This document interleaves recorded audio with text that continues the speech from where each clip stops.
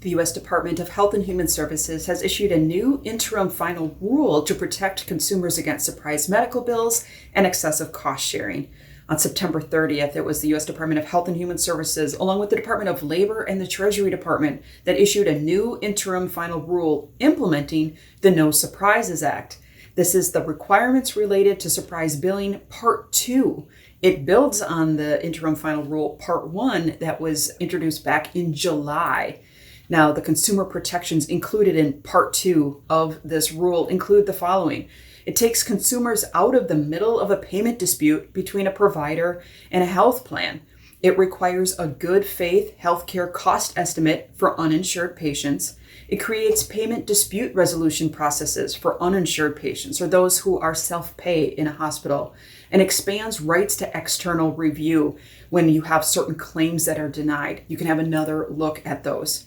Now, recall it was the No Surprises Act that was introduced as an attempt to reduce or eliminate surprise bills for patients in certain situations. And a surprise bill can be an unexpected medical bill. Maybe it's from going out of network, even if you were at an in-network hospital, or maybe a bill that's just simply higher than you expected it would be.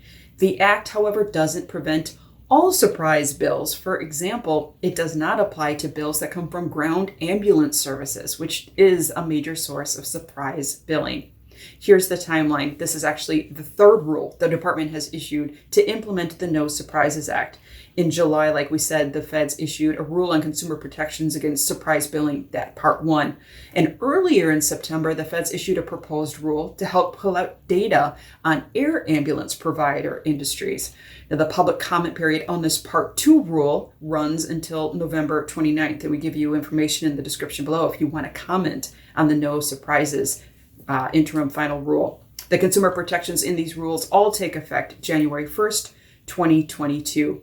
The overall goal, according to the departments, is to ensure that consumers are protected from most surprise bills, that uninsured and self-pay consumers know how much healthcare will cost before they get care, and that providers, health plans, and issuers have a process to settle payment disputes. In a statement, the U.S. Department of Health and Human Services Secretary Becerra said, "No one should have to go bankrupt over a surprise medical bill."